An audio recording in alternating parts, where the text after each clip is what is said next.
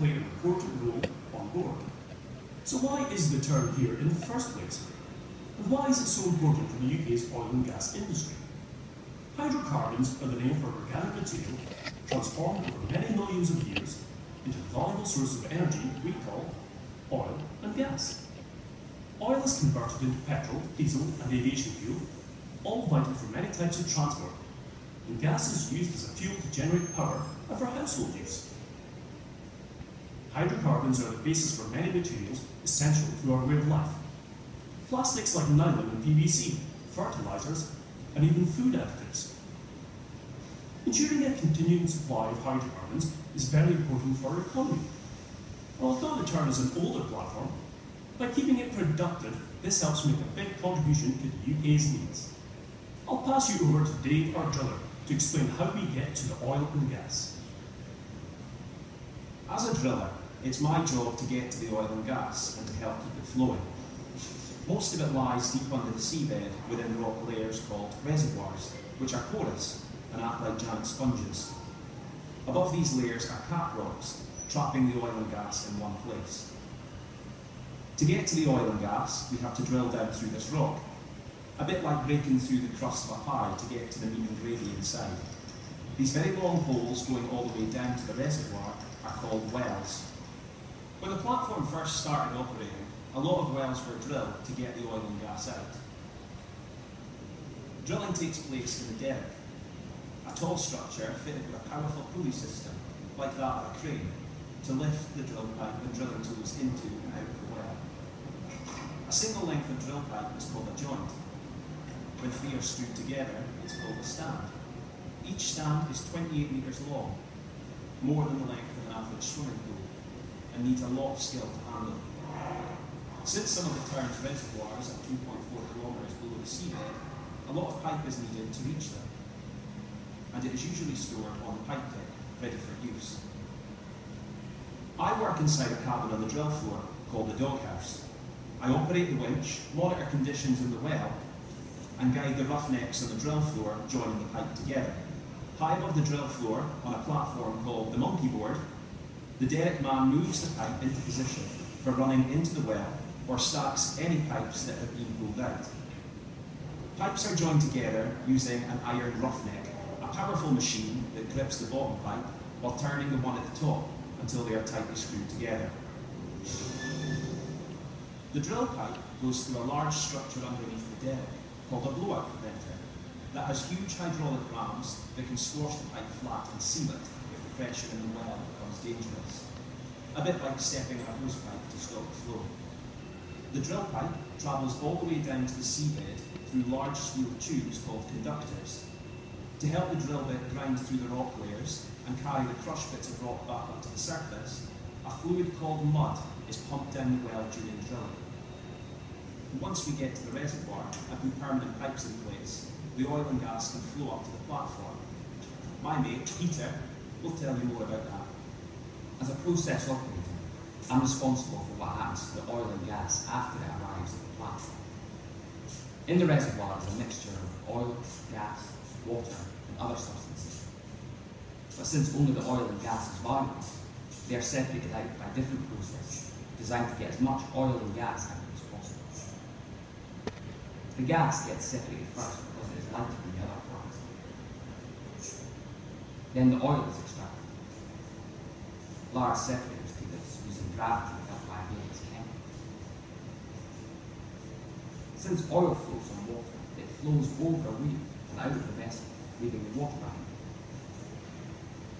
The water and any other unwanted substances go through further processing stages so they are as clean as possible. They are then thoroughly tested to make sure they will not cause any pollution before being safely entered into the sea. Most of the recovered gas is used to provide power for the platform by using it as fuel in gas turbines. The turbines are the same type of engines as on a 747 jumbo jet, and they turn generators to produce the electricity that is essential to most of the platform's operations. Tern has large rooms that control and direct the supply. Tern doesn't only process its own oil and gas though. There are several remote wells connected to the platform by subsea pipes coming from the Hudson, Kestrel and faulty field. It means these smaller reservoirs can be developed without the cost of having to build expensive platforms for each one, and the operating costs in turn can be shared. Being the focal point for these marginal fields makes keeping the turn going very worthwhile. Oil from turn and these other fields goes through a series of meters to be measured, and is then exported through an undersea pipeline to Taka's North Prominent platform, and then onto its Prominent Alpha platform, where it joins the Brent pipeline. It carries it all the way to the Southern Vault oil and gas refinery on the Shetland Islands. But what happens to the reservoirs after the oil and gas is removed? My colleague Linda, who works in the platform's laboratory, can tell you more. Over the years, as the oil and gas has been recovered, the pressure in the reservoirs has dropped. To make sure the oil keeps flowing up from the reservoir through the oil production wells, 4 large water injection pumps push water down into the reservoir through specially drilled water injection wells. The water moves through the reservoir, flushing out the oil and maintaining pressure in the reservoir. Because the water mixes with the oil in the reservoir, the oil flows more slowly, so we inject gas into the production well to increase the flow. The gas has to be compressed before injection into the wells, and it's easier to compress when cooled, so the gas is cooled and compressed a number of times before injection. Small amounts of excess gas are burnt in a controlled manner at the end of the flare stack. My colleague Mike can tell you more about the platform itself. I'm a technician, and most of my working time is spent on deck. The platform is made of different self-contained modules, arranged on different levels and decks in order to separate hazardous areas, like the process modules, from the non-hazardous areas, such as the accommodation, where everyone eats and sleeps. Because the platform is so isolated, all of its supplies must make a long trip out by supply vessel or helicopter. Stores and equipment are moved between the vessel and the platform by 2 huge cranes that are also used to move things around the platform's decks. With so many people on board to feed, the kitchen, or galley, is continually preparing and serving food at meal times and work breaks. Most of the water on the platform that's used for drinking and washing is seawater that has gone through special filters and cleaning systems that remove the salt and any other impurities. Looking after the environment is a big concern of ours, and we make a lot of effort to separate out everything that can be recycled from anything that can't, before it all gets taken back to shore. The central control room is at the very heart of platform operations. The control room operators can remotely interrogate and adjust most of the platform's processes from their consoles and get information about the remote fields connected to the terminal. The continual demands made on all the process equipment and the age of the platform means constant maintenance, repair and upgrade activities are needed to keep everything in good order. It requires a lot of investment to keep the platform working and safe, but the rewards can be high. It helps keep the UK supplied with the materials it needs for energy and manufacturing. Because of the hazardous nature of oil and gas operations, safety is one of the key priorities on this platform, and my role as safety advisor is to make sure that no one gets hurt. We meet regularly to discuss how things should be done, how things can be improved, and to look at any problems we might have had so we can prevent them happening again.